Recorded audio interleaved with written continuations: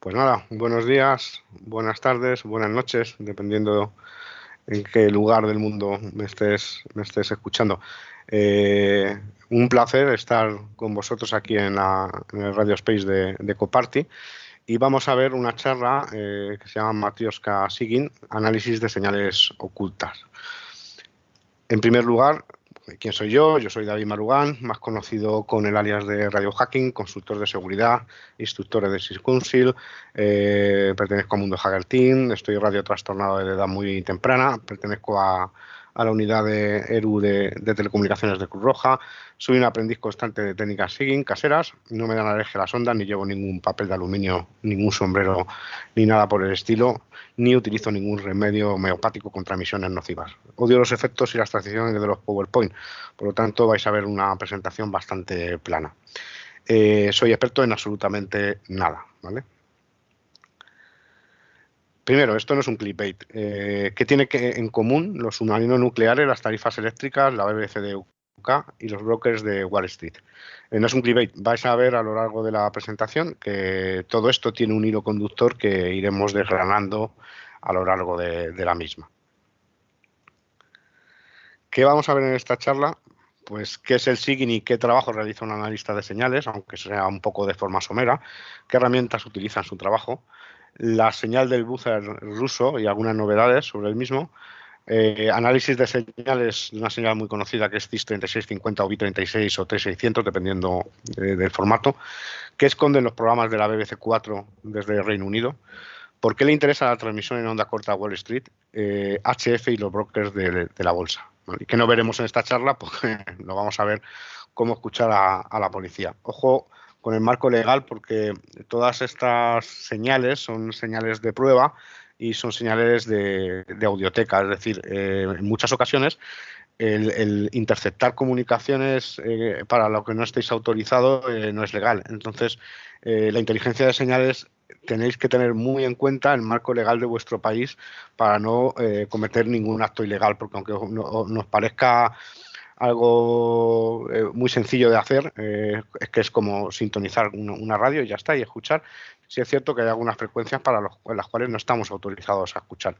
Puede ser cualquier frecuencia de uso militar o cualquier frecuencia que no esté autorizada.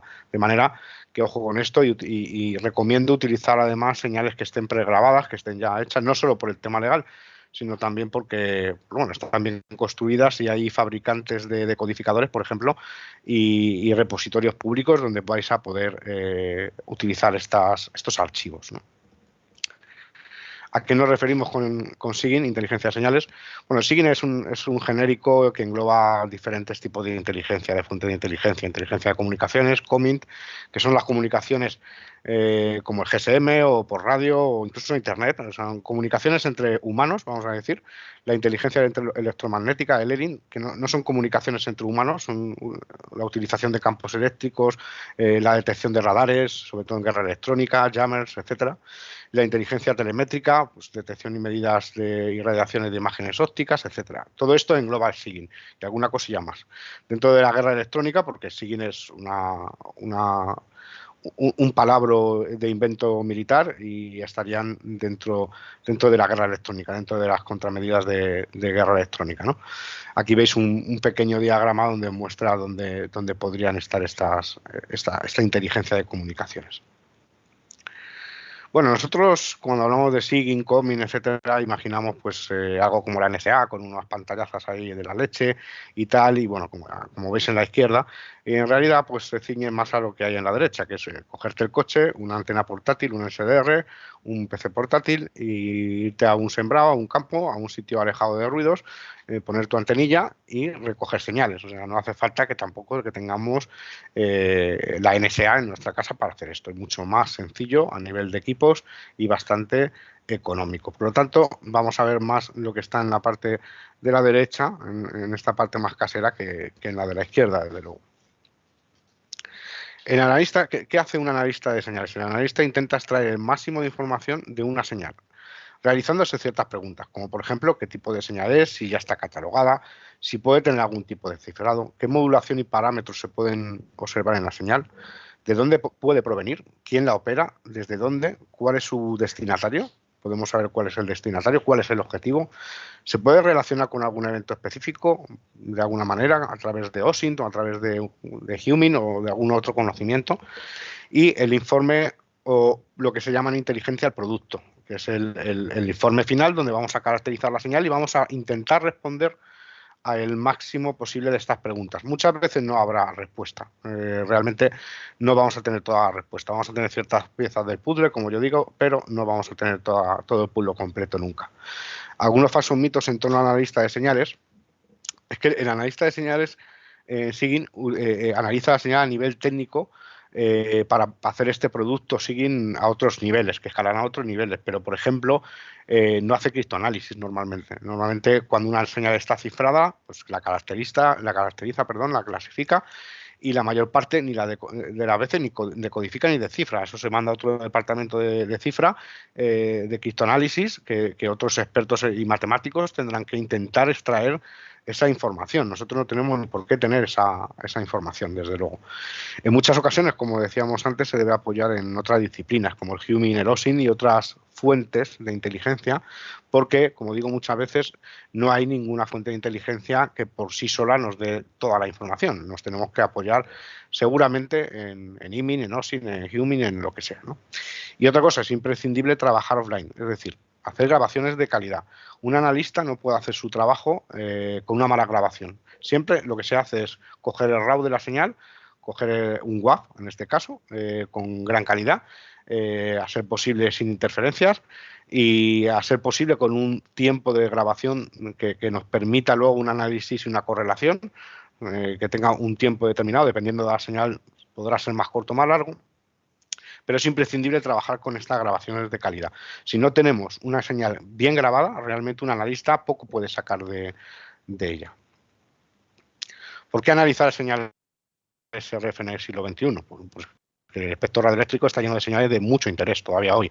No solo a nivel de SIGI militar, a nivel de COMIN podemos encontrar señales muy interesantes, estaciones diplomáticas, servicios de inteligencia, clandestinas, comunicaciones militares, etcétera, etcétera. Aunque cada vez la tarea se automatiza más, como pasa en cualquier tecnología realmente, que siempre vamos a automatizar, sigue siendo imprescindible, por suerte, contar con analistas formados y especializados. En esta parte, hacer hincapié en que los analistas de señales son una rara avis y realmente pues, es difícil encontrar analistas, sobre todo fuera del mundo militar, que estén dispuestos a, bueno, que hagan análisis de señales fuera de ese mundo militar, que este es un mundo reservado, ¿no? El SIGINT es algo que normalmente está muy reservado por la información que maneja, ¿no? Y los secretos que maneja. Aunque, bueno, pues ya digo que sí que existen herramientas que están especializadas en clasificación de imágenes. Y en el despliegue de tecnologías IoT, por ejemplo, el TSCM, las contramedidas electrónicas, que también implican un conocimiento en el ámbito de la seguridad en el mundo civil, que no solo en el mundo militar. Nosotros podemos, por ejemplo, caracterizar una señal de Sigfox o de LoRa o de lo que sea para estudiar esta señal. No tiene por qué ser en el ámbito civil. Cada vez hay más análisis de señales en el ámbito civil.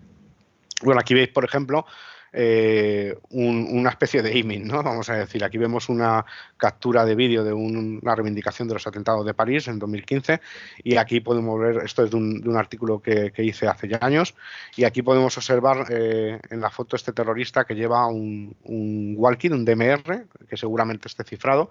Es un walkie de marca Itera, de alta gama, y que son los que utilizaba el Daesh para comunicarse de forma cifrada. O sea, aquí, fijaos que viendo esta imagen, por ejemplo, yo ya estoy extrayendo bastante información que me va a permitir saber más o menos en qué tipo de comunicaciones se están moviendo esta gente, ¿no? Para poder hacer una inteligencia de señales. Bueno, y vamos a ver, además que el estudio de análisis, aparte, es bonito por el propio espectro que nos ofrece las imágenes, son bonitas, ¿no? Ahora vamos a escuchar algunas de ellas, que seguramente no os digan nada. Luego os iré diciendo qué es cada una según pulsemos, y vamos a reproducir una a una, empezando por la de la derecha, y os voy a decir qué es. Si tenéis los cascos puestos o lo que sea, bajar un poco el volumen, por favor, porque son sonidos que son un poco desagradables.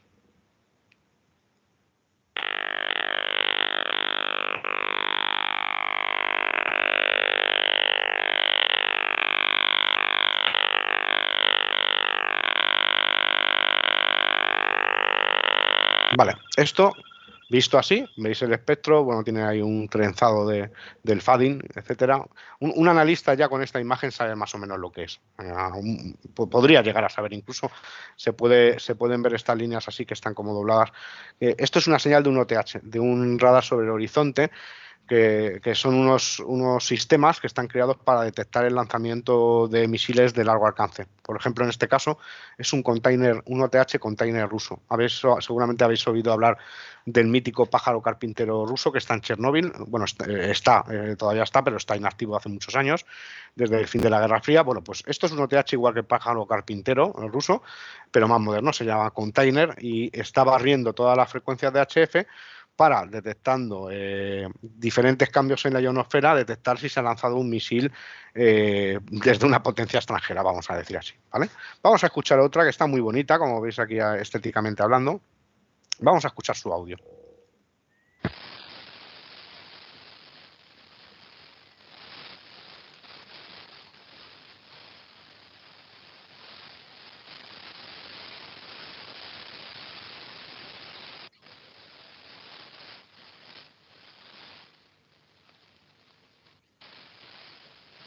Bueno, pues esto tan psicodélico en realidad es el HARP, el proyecto HARP.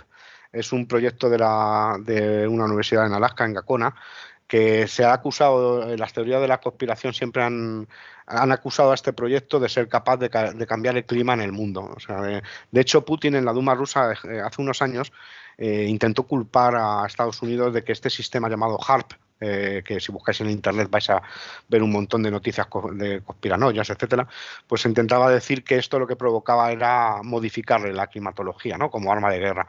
Bueno, en realidad no es así, en realidad sí que es verdad que su origen es militar y que se han hecho estudios militares, pero bueno, esto roza más la conspiranoia que otra cosa. Este sistema se dedica a estudiar la ionosfera con fines científicos, mandando este tipo de señales. Vamos a escuchar otra, esta que tiene estos puntitos aquí.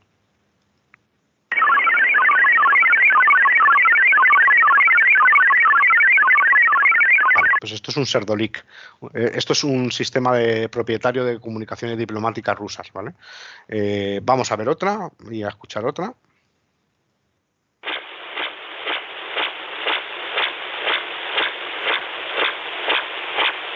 Vale, esto es un CODAR. Esta señal se utiliza para medir, por ejemplo, la fuerza del oleaje, la altitud de las olas, y son unas ondas que se propagan por el mar, por la superficie del mar, para hacer este tipo de cálculos científicos. Habéis visto solo 4 señales. ¿El problema de esto cuál es? Bueno, pues que hay cientos de señales, ¿vale? Es muy bonito, es muy chulo, pero o no tanto, ¿no? Porque podéis tener cientos de señales. Vosotros habéis visto 4 ejemplos que yo simplemente he elegido al azar por su estética y realmente por cómo suena, que es curioso. Pero realmente hay cientos y cientos de señales.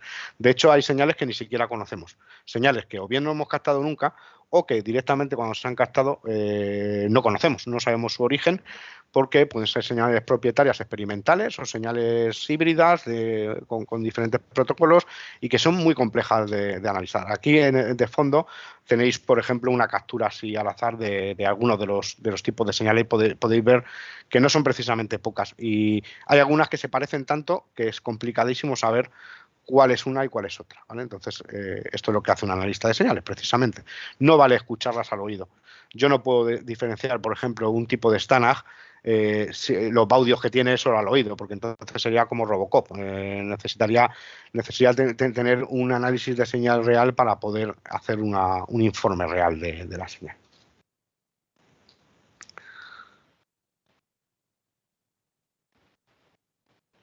Aquí vemos el ejemplo de señal 1, ¿vale? Que aquí veis unos tonos equidistantes aquí,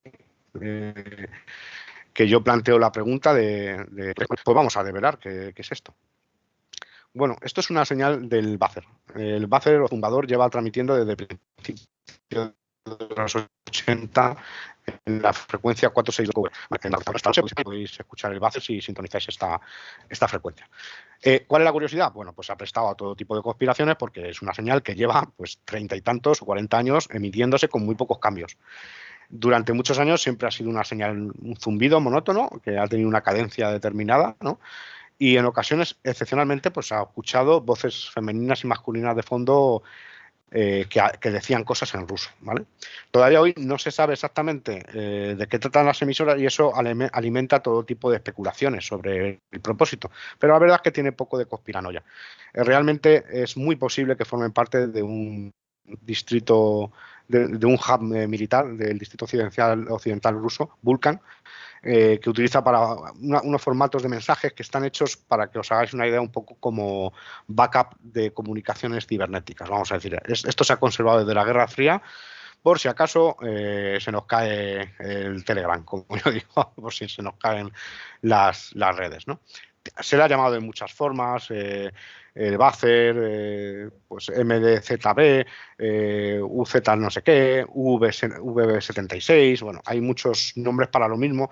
Ha cambiado de ubicación, aquí tenéis una foto de su antigua ubicación en Povarovo, unos 40 kilómetros de Moscú, y actualmente se puede ubicar en el Obra de Pskov y en otros lugares cercanos a la zona más cercana a nosotros, a Europa Occidental.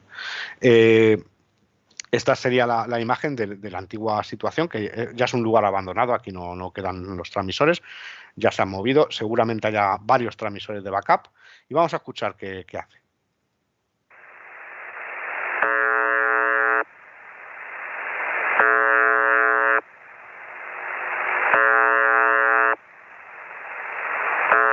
Vale, pues esto es todo lo que hace, en realidad, o sea, realmente hace más cosas, ¿vale? Esto que habéis visto antes es una portadora de 95 tonos separados por 118,5 hercios y en este espectro que tenéis aquí pues se aprecian los tonos que son simples y equidistantes en el análisis y de vez en cuando se interrumpe, si vemos un análisis de la señal cuando interrumpe fonía, pues podemos escuchar que pasa un operador a hablar, ¿no? En el espectrograma se aprecia claramente que los tonos varían de frecuencia, pero la portadora no se afecta, sigue clara. Esto indica que puede haber, nosotros lo que estábamos buscando en esta señal es que hubiera algún patrón que nos indicara que además de la voz estaba mandando datos. Y sí que se aprecia algo un poco extraño, vamos a decir así, pero realmente no es una prueba suficiente para decir que de forma oculta está mandando datos. Lo que sí sabemos, obviamente, es que manda fonía, manda voz. Y aquí vamos a escuchar una transmisión de voz.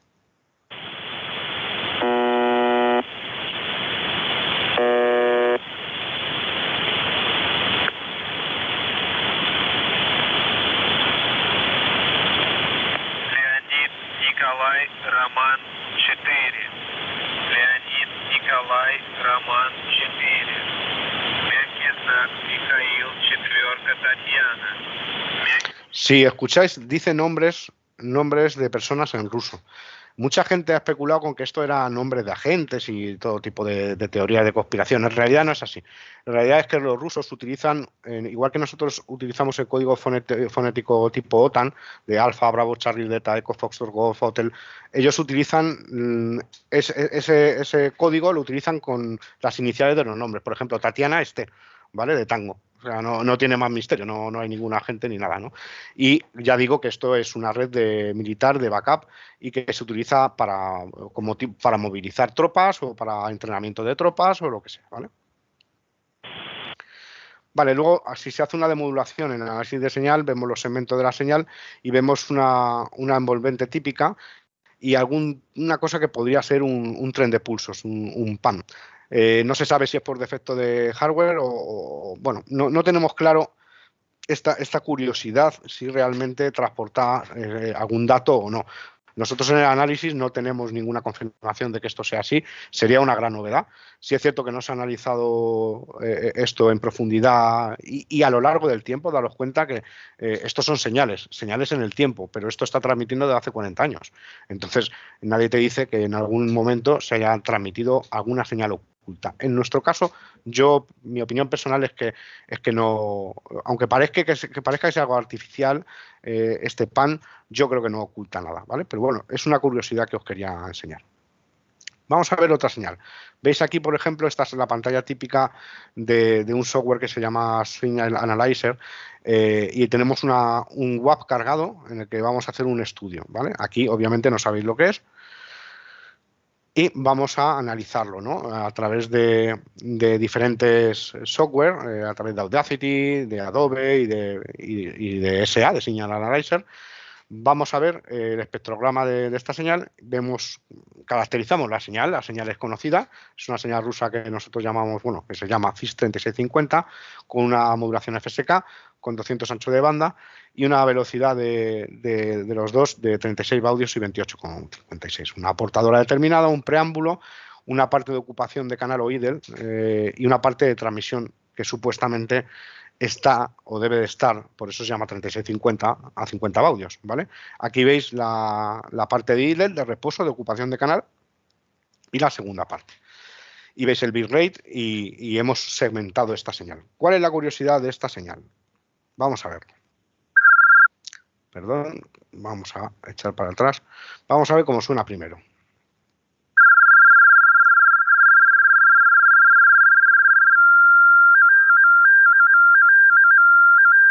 Bien, se distingue claramente el idle de reposo de ocupación y luego la transmisión. Y vamos a analizar los segmentos y las dos partes, ¿no? Y vamos a procesar una parte con la parte de transmisión de datos. Se supone que se trata de la parte 2. Entonces, se observa que la parte 2 no corresponde con los 50 baudios, sino que está siendo muy inferior. Está siendo de 28,56, es decir, no cumple el protocolo, como si tuvierais un TCP/IP y no cumpliera las cabeceras. Hay algo que es extraño. A ojos vista no lo podéis saber si no hacéis un análisis exacto de la señal. Nosotros, analizando esta señal, esperábamos un CIS3650 de libro, de manual, el de protocolo, y sin embargo el rate que tiene es de 28,56 baudios, que es muy inferior, es casi la mitad de lo que se estaba esperando. Vamos a ver por qué es esto.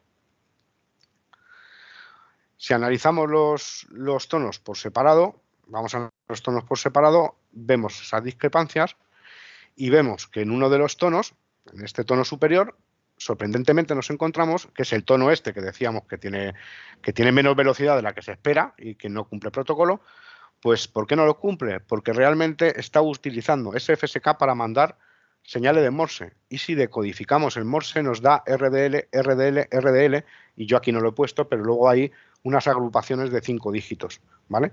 ¿Qué quiere decir? Pues, conociendo los datos, podemos decir que está camuflando Morse en un FSK. ¿Para qué? Bueno, pues tampoco tiene ningún misterio conspiranoico. Este análisis profundo de la señal lo que nos está diciendo seguramente es que el hardware que están utilizando para el 2FSK están utilizándolo también para mandar Morse porque les es más cómodo a nivel de implementación de hardware, no porque realmente estén escondiendo un mensaje secreto que por otra parte lo es.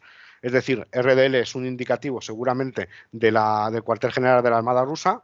Seguramente esto esté destinado a un submarino a la altura de periscopio, a que lo reciba un submarino, y los dígitos, la agrupación de dígitos está cifrada, por lo cual lo único que sacamos en claro de aquí como información es realmente el indicativo, el RDL este que aparece repetido y que si hacéis un poco de OSINT podéis investigar sobre quién es el origen, ¿no?, de esta señal. Pues tenemos un sistema 3650 que habitualmente es el más empleado por la Armada rusa, pero que no cumple el estándar, por lo que os decía. Está ofuscado un Morse que comienza con un indicativo de llamada RDL seguido de grupos de 5 números. El mensaje está cifrado, no se puede conocer si no hay un criptoanálisis y se rompe cifrado, no se puede conocer. Y finaliza con con la letra K, que es el cambio, ¿vale?, que es cuando acaba la transmisión. Y probablemente podemos decir que se trate de comunicación de submarino a la altura de periscopio, ¿no? Es similar a otros denominados bit 600, aunque se pueden variar diferentes shifts y velocidades, por lo que cada muestra hay que hacer un análisis para verificarlo. En la comunidad UDXF hay justo un PDF que explica cuáles son las comunicaciones de la Armada rusa y podéis encontrar estos sistemas y otros muy detallados y cuáles son sus comunicaciones. Vais a ver cómo se decodifica algo parecido, ¿vale? Esto no es un CIS3650 exactamente, pero es muy parecido. Es un T600 y vais a escuchar y a ver cómo se decodifica con un software, un Java, que se llama Rivet, de Ian Wright, y que permite decodificar, no descifrar, ojo. Nosotros podemos decodificar una señal, saber los ceros y unos, o los grupos de dígitos, o los indicativos que puedan ir como metadatos en claro, pero no tenemos por qué conocer el contenido del mensaje si va cifrado, obviamente, ¿vale? Para eso se cifra. Pero vamos a reproducir.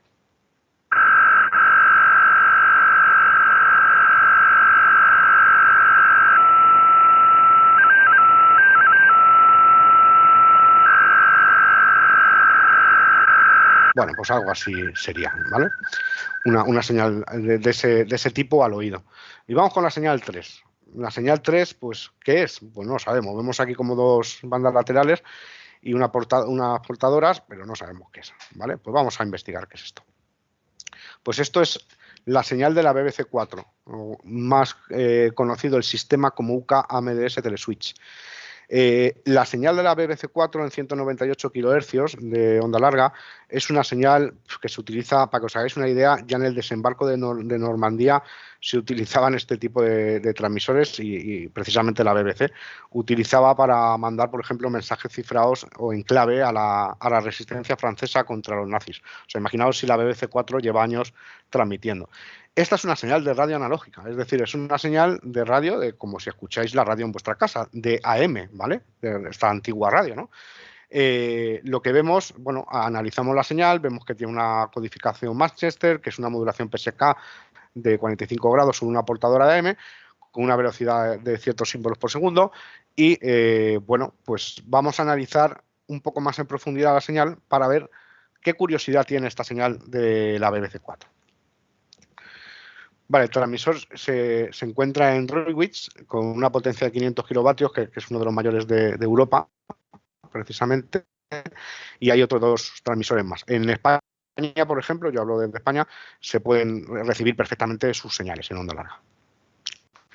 Bueno, pues ¿qué es esto que oculta? ¿Qué oculta en realidad esa banda lateral, no? Pues es usada por los suministradores de electricidad del Reino Unido para conmutar las tarifas eléctricas según el plan de ahorro económico.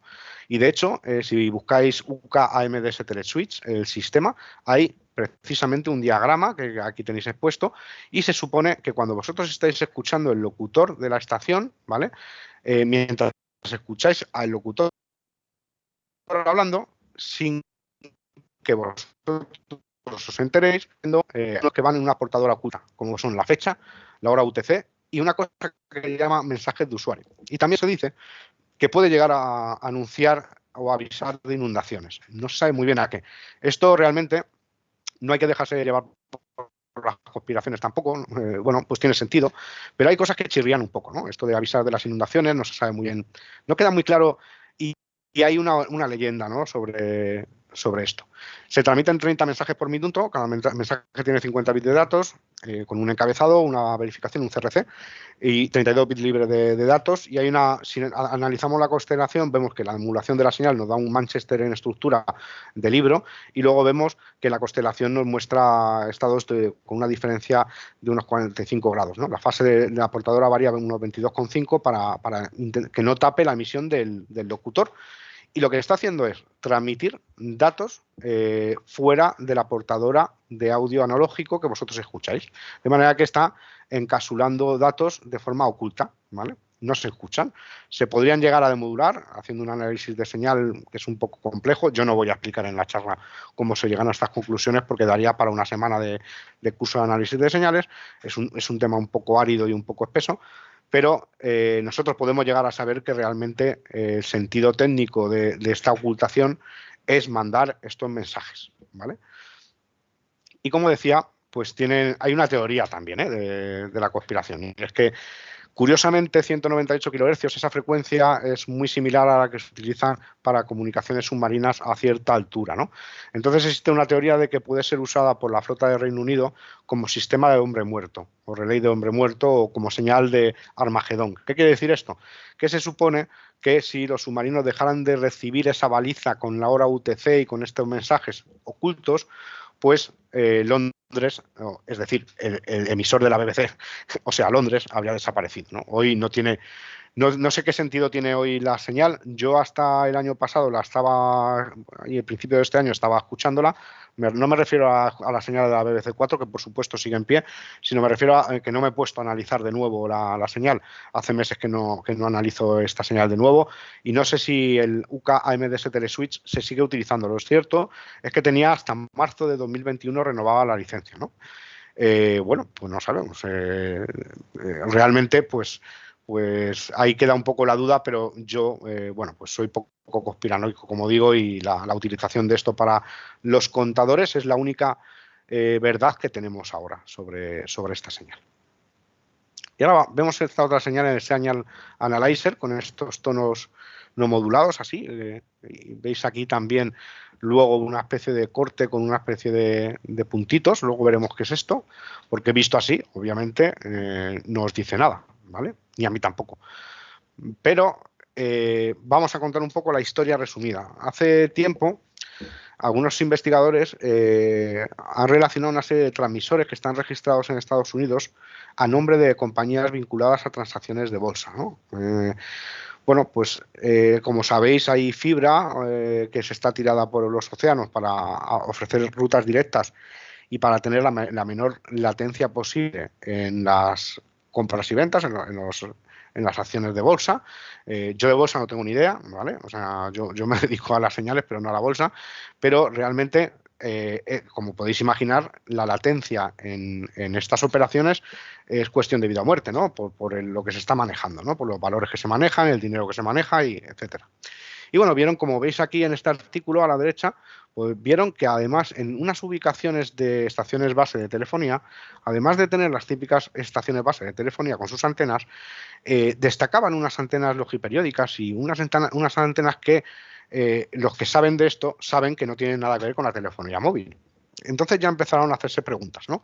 ¿Para qué estas ubicaciones estaban utilizando esto? Entonces había un señor que se llamaba Von Balzan, un ingeniero de software, que yendo en bici, pues se encontró en Illinois con estas extrañas torres y bueno, empezó a investigar. Tiene un artículo brutal en su blog y observó, ¿no? Observó un poco la ubicación, vio que había un USRP X300, como el que tenéis en la foto a la derecha, y que no es algo que normalmente esté en una BTS comercial de GSM, sino que es un equipo de experimentación y no es tan sencillo. Y encontró cajas ahí tiradas, etcétera.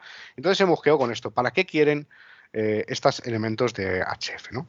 Bueno, pues a través de OSINT se averiguamos las ubicaciones de los transmisores que estaban a nombre de Skycast LLC.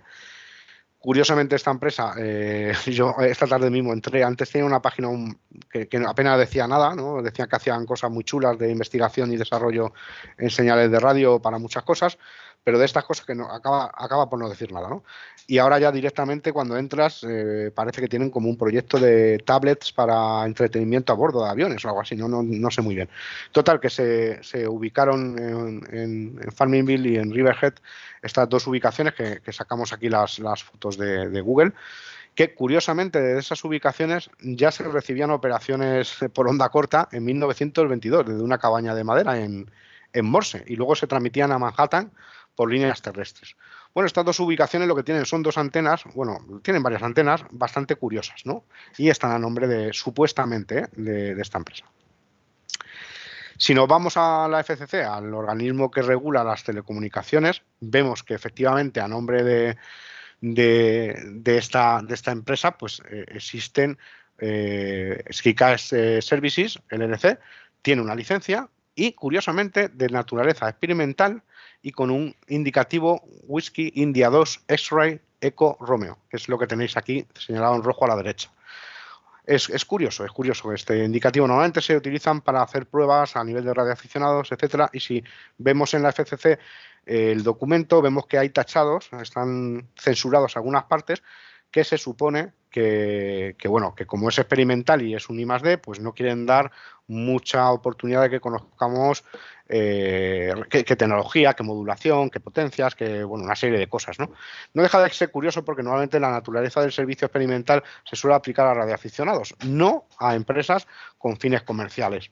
En este caso, bueno, se ve que Skycast Services tiene esta licencia, ¿no? Bueno, y si analizamos un poco la señal, está mucho más fácil de analizar, ¿vale?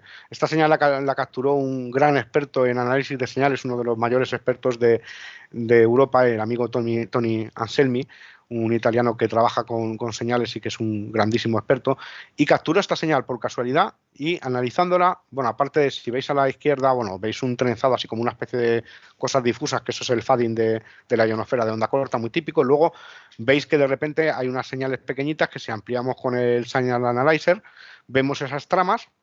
¿Y qué estamos viendo? Bueno, pues 30 tonos espaciados 100 hercios que no nos dicen nada, con una duración determinada, pero sí que estamos viendo un indicativo que curiosamente es Whisky India 2 X-Ray Eco Romeo. Justo es la señal esta que decíamos antes que estaba inscrita, que yo no sé si es por error, porque realmente si se está haciendo experimentos para hacer trading de alta frecuencia, como es la teoría de la conspiración de esta señal, la teoría es que se están probando este tipo de señales porque, curiosamente, por onda corta podría llegar menos latencia, podría tener menos latencia incluso que con la fibra, fijaos, ¿no? Hay comparativas por ahí que podéis ver. O sea, la onda corta no penséis que es la radio de los abuelos, antigua y tal, porque tiene una gran variedad de aplicaciones y últimamente se están desarrollando hasta comunicaciones satélites militares a través de onda corta de mucha fiabilidad, ¿vale? Y bueno, pues los sistemas experimentales utilizan muchos tipos de modulación y bueno, pues unos niveles de potencia marcados por la FCC y bueno, pues parece que hay una ventaja. También onda corta tiene otras desventajas en este caso que nos ocupa. En el supuesto caso de que esto se estuviera haciendo para el trading de alta frecuencia, que bueno, yo no sé mucho de bolsa, pero básicamente es aprovechar al máximo las CPUs y las latencias de transmisión para inflar valores y comprar y vender en tiempos muy cortos para poder especular con esto. De hecho, creo que el FBI estaba incluso investigando este tipo de trading, ¿vale? Pero ya digo que yo de esto no soy un experto, entonces no tengo ni idea, ¿no? La onda corta también tiene otras desventajas. Tiene, yo qué sé, pues tiene latencia de serialización, si quieres cifrar la señal, puedes perder esa ventaja de latencia también, porque los algoritmos de codificación son eficientes, pero también podrían inducir alguna latencia, etcétera. Pero bueno, hay muchos artículos ya sobre el posible uso de esta señal. Y curiosamente, Tony Anselmi nos capturó esta señal para análisis, un análisis bastante chulo, ¿vale? Y para ir un poco acabando, ¿cuáles son las herramientas comunes del analista? Pues un SDR, una radio definida por software, un SDR online, o sea, podéis utilizar SDRs online que están en la red de Kiwi SDR, hay universidades que tienen y particulares que tienen sus SDRs, las tienen al público, analizadores de espectro, obviamente software de tratamiento de señales como el Audition de Adobe, el Audacity que es libre, el QLEDIT y bueno, pues todos los que podáis imaginar, y software de análisis de señales como Signal Analyzer, que hay una versión por ahí demo, por desgracia Sergey, la persona que hacía este software, falleció prematuramente, muy joven, y realmente no sé en qué estado está el proyecto. La licencia era muy barata de este SA, está por ahí craqueado, creo recordar, en algunos sitios rusos y tal. Hoka Code y bueno, pues un montón de software de análisis de señal. Signal Analyzer yo creo que es el mejor software de análisis de señales, pero que se quedó a medias por el desgraciado incidente, ¿no?, del fallecimiento de su desarrollador, pero no sé si la licencia costaba 30 euros en su día y es una maravilla, o sea, puede ser comparado con software de un costo de miles de euros, ¿no? Y también de codificadores o clasificadores como Sorcerer, que es gratuito, Rivet, que hemos visto antes con System 650, con el Java Crypto 500 de Codio, Crypto 5000, Sinmira, Wacom, Go2, o sea, hay un montón de... Estos son carísimos, ¿vale? Salvo Sorcerer y Rivet, que son gratuitos. Sorcerer es un abandonware, es un software que parece que el desarrollador se fue cabreado de donde trabajaba y lo liberó para la comunidad, pero algunos antivirus detectaban que tenía algo dentro. Bueno, yo aconsejo que si no que no utilicéis software que no sepáis su procedencia, y si tenéis que utilizar algún software un poco de poca confianza, os hagáis una máquina virtual, por desgracia. Digo por desgracia porque las máquinas virtuales en radio funcionan con perdón, como el culo, pero bueno, que os hagáis una máquina virtual controlada sin salida a internet por lo que pudiera pasar, ¿no? Pero esto, ya digo, los que son comerciales como Decodio, Kcode, sin mira gratuito también, Wacom, Godot, los que son comerciales en decodificadores o clasificadores normalmente son carísimos, son licencias de miles y miles de euros. Software de SDR como SDR SARP, HDSDR, GQRX para Linux, GNU Radio en Linux. Bueno, software para SDR, aquí podríamos llenar toda la presentación entera de principio a fin, ¿no? Con software. Documentación técnica y libros de análisis de señales que también, por desgracia, son bastante caros. Hay algunos por ahí en Amazon y por ahí que podéis comprar de una persona muy conocida que se dedica a escribir libros de análisis de señales, ¿vale? Pero son bastante caros. Hay bases de datos de señales conocidas. Bueno, hay algunas, Artemis, por ejemplo, es un proyecto libre.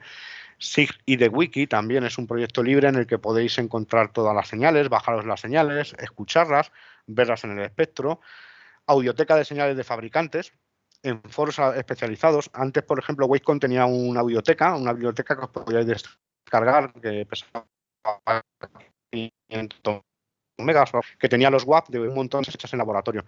Estas señales son muy buenas para aprendizaje porque podéis aprender con señales que sabéis que están bien construidas, o sea, que son puras, que no tienen interferencias y que están generadas con un generador, ¿no? O sea, están hechas artificialmente y son muy buenos para estudiar, ¿no? ¿Qué necesita más un analista? Pues una formación muy especializada que es muy complicado encontrar en la vida civil. Es bastante complicado, hay que echarle muchas horas. Es muy árido, muy bonito, la verdad, es apasionante. Yo llevo en radio pues como unos 35, 36 años más o menos y de verdad que es apasionante y no te aburres nunca. El análisis de señales quizá es para mí lo que más me gusta de radio. Pero sí es árido, es difícil y hay que echarle muchas horas y a veces no se tienen, ¿no? Pero, bueno, hay que tener paciencia, empezar por lo fácil, a reconocer señales muy facilitas, a diferenciar un FSK de una SK, a diferenciar qué es AM de FM, principalmente, ¿no? Las cosas más pequeñitas y luego ya profundizar en señales más complejas o lo que hemos visto en esta charla, ¿no? En análisis de señales ocultas, que ya es rizar un poco el rizo, ¿no? de esto. Bueno, aquí tenéis a la derecha una foto de algunos cacharrillos que tengo por los cajones metidos de SDR que utilizo yo para este tipo de análisis. Hay una pata de pulpo que me regalaron de color rosa, que no tiene nada que ver, pero me da suerte y siempre la dejo por ahí, ¿vale? Y bueno, para finalizar, y casi lo más importante de la charla, ¿vale? Porque sin estas personas realmente no podría haber charla, ¿no? Es sobre todo dar las gracias a todas las personas que comparten el conocimiento, como son mis amigos Angazu y RapidBit, porque han compartido siempre sus enormes conocimientos en análisis de señales con este aprendiz, que yo no tengo ni idea de prácticamente nada. A la comunidad radiofrecuencias.es, que es una comunidad especializada en radio y que ahí podéis ver, desfilar estas personas con grandes conocimientos hablando de estas señales y de otras. A Prion, a UDXF, a Sigi de Wiki, a todos los radiofrikis que algunos no quieren que les mencione porque no quieren salir en ningún sitio, pero que colaboran en mis locuras de forma anónima y a las que les estoy eternamente agradecido y yo sé quién son. A Tony Anselmi con su blog y que igual siempre colabora con sus análisis. Si visitáis el blog vais a alucinar. Se dedica sobre todo a análisis de señales militares, señales bastante complejas y que caracteriza y explica de forma muy buena. A Sergei Makarov, a AK-UA6, creador de Signal Analyzer, que falleció hace poco. Y gracias a todos vosotros, a Coparty, por haber contado conmigo en Radio Space, porque obviamente sin vosotros nunca hubiera sido posible esta charla. Y nada más, gracias por vuestro tiempo, vuestra atención y estaré encantado de atenderos en cualquier otra charla o de veros en redes sociales o donde sea. Ha sido un auténtico placer estar en Ecoparty por primera vez y espero que no sea la última. Buenos días, buenas tardes o buenas noches.